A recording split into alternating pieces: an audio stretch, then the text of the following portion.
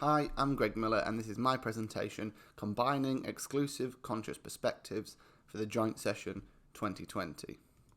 Some background on the presentation. Panpsychism has become an increasingly popular theory.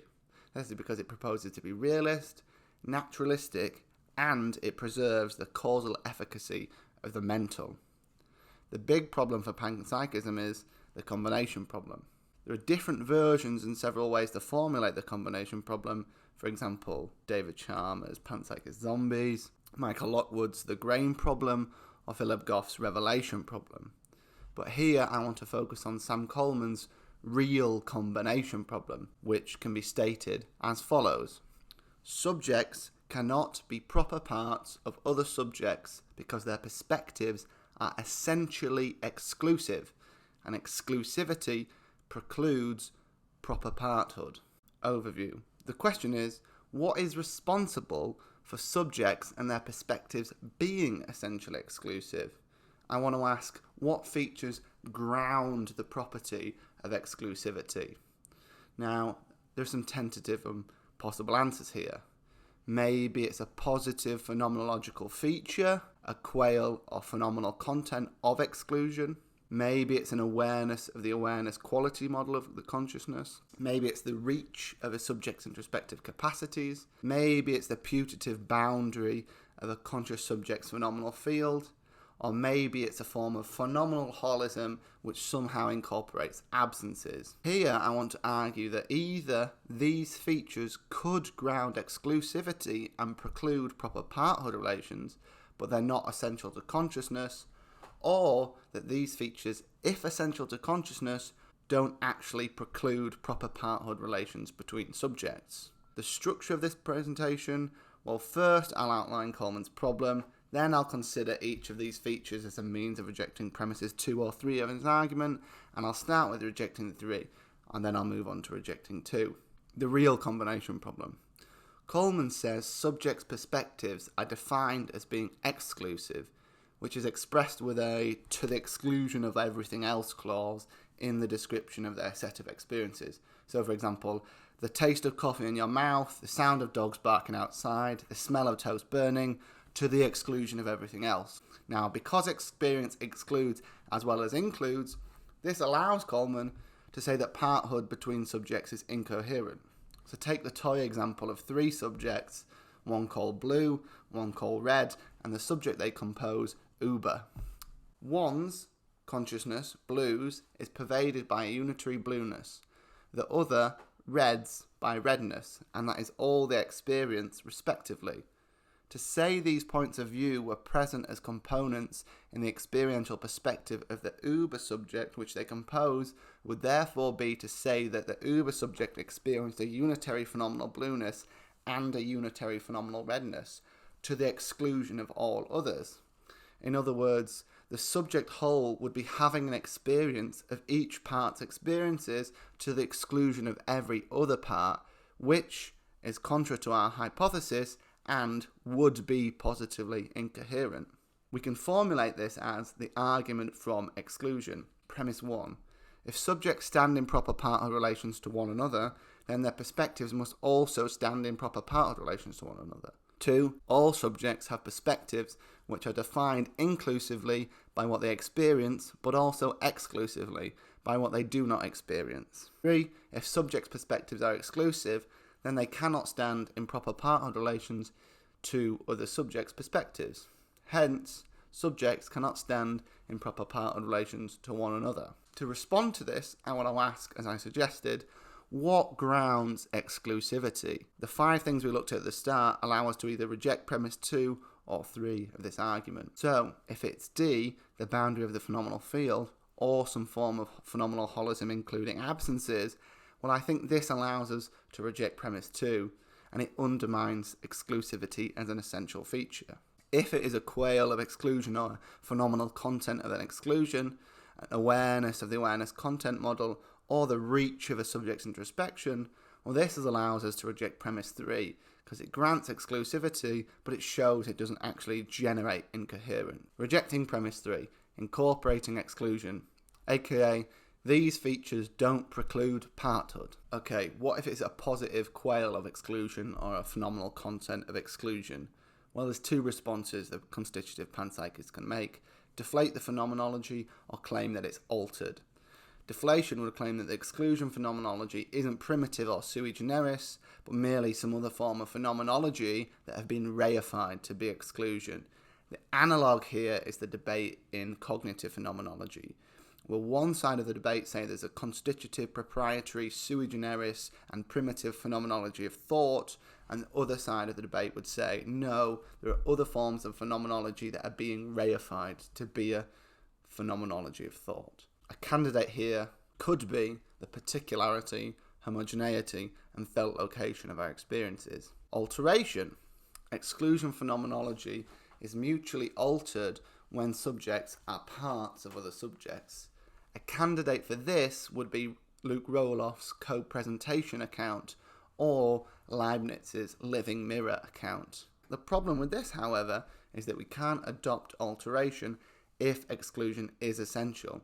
So deflation is the way to go. The awareness of the awareness content model. There is a two-level model of conscious experiences, and this claims that experience has an internal structure of a pure, transparent, and completely introspectively featureless awareness and a content or quality. And there's two ways for this account to generate the incoherence. The awareness of the two-level model could generate a positive phenomenology within the content of the experience, or the pure awareness of the two-level account itself could be an exclusory structural feature. On B1, if the phenomenology is sui generis, then the problem stands, right? Parthood is still precluded. And note that we cannot respond to this in either of the ways that we tried to respond to A previously. B2, if this awareness is completely featureless, pure, transparent, then it's not clear as to why precisely it in fact would be exclusory. Given that it has no features except from being exclusory,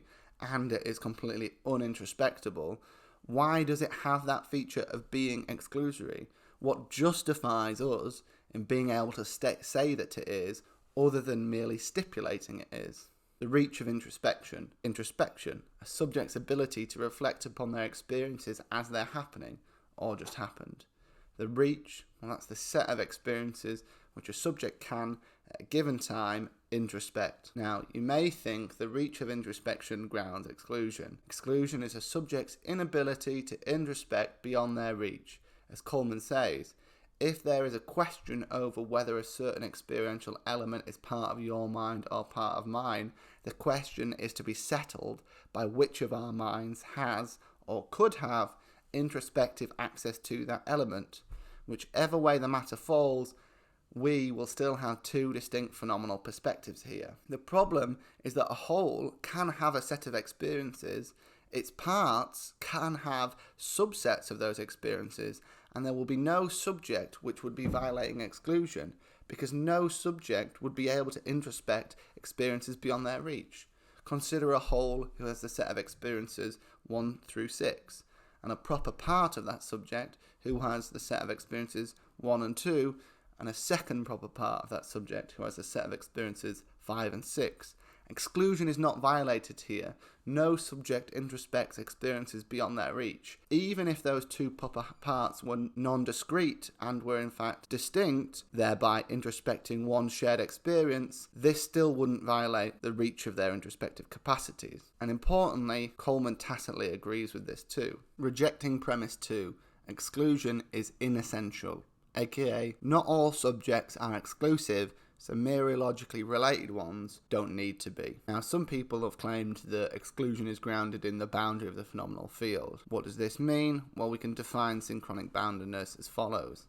A subject's set of experiences are synchronically bounded when that set of experiences are not phenomenally unified with an experiencer or experiences not in that set. So, for a subject S, their set of experiences A, B, C, D are bounded if no member of that set is unified or bears the unity relation to an experience or experiences not in that set. This will generate the incoherence because for any given whole, the component subjects will be unified with the other component subjects' experiences, which would violate boundedness. There are two justifications here: ordinary human disunity and introspection. I think when people try to justify boundedness, they employ ordinary human disunity. For any two human subjects, S1 and S2, at any given time, their experiences are not mutually unified with each other. The problem with this, using this as a justification for boundedness for all subjects, is it's a glaring discrepancy between two arbitrary humans and micro-subjects within a brain. Both of these cases lie at opposite ends of a series of cases in between of gradations of causal and functional integration. And the claim is you can't use cases at one end of the scale to justify claims about cases at the other end of the scale. Okay, so what about introspection? Well, someone would say we can introspect that our phenomenal field is bounded. The problem with this is that we cannot introspect the unity relations that hold between experiences if we don't undergo both relata qua experiences. In other words, whether our experiences are unified with the experiences we aren't undergoing is what Michael Lockwood would call a question that sheer looking within oneself can do nothing to answer. But maybe then it's our inability to introspect these that would justify boundedness. But this would only be the case if we should expect to introspect them. And given that we don't undergo both experiences, we have no reason to think we should be able to introspect unity relations between those experiences that we're only undergoing one of. Phenomenal holism of absences. Now, some people have claimed that, well, maybe exclusivity is grounded in a form of phenomenal holism that incorporates absences. What is phenomenal holism?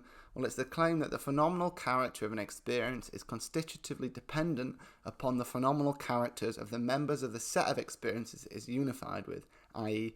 its phenomenal context. This means that if you were looking at a sunset and you had an itch in the foot, the phenomenal character of the sunset experience would be altered if you didn't have the itch in your foot. Importantly, this means that phenomenal unity becomes what Jonathan Schaffer has called a modally constraining internal relation, such that necessarily these experiences must be unified if instantiated on pain of not existing if separated. Roloff suggests that exclusion could be grounded in absence holism.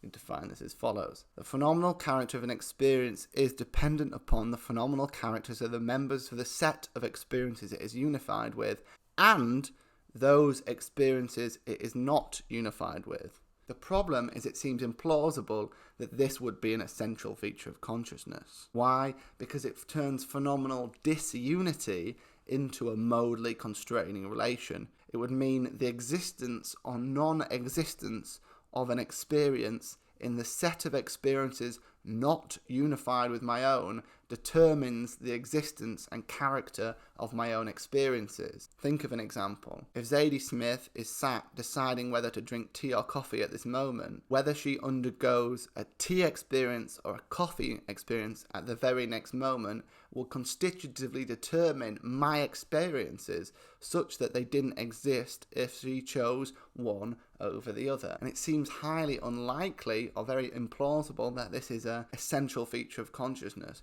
because me and Zadie Smith are totally unrelated. Conclusion. I've surveyed the following features as potentially grounding exclusion. Maybe it's a positive phenomenological feature like a qual of exclusion or a phenomenal content of exclusion. It's the awareness of the awareness quality model of consciousness. It's the reach of a subject's introspective capacities. Maybe it's the putative boundary of a conscious subject's field. Or it's a form of phenomenal holism which incorporates absences. I found most of them to either not in fact preclude proper partnered relations or not be essential features of consciousness, so we need not assume them to be present in subjects that are mereologically related. However, if there is a sui generis and primitive phenomenology of exclusion, and that's what's responsible for the problem, then Coleman is correct. Subjects can't be proper parts of subjects. This is true for either A or B1 that we looked at. The problem with this is, has anyone actually introspected this phenomenology? Does anyone actually undergo exclusion phenomenology? If not, it's hard to see why we think it exists. Thank you.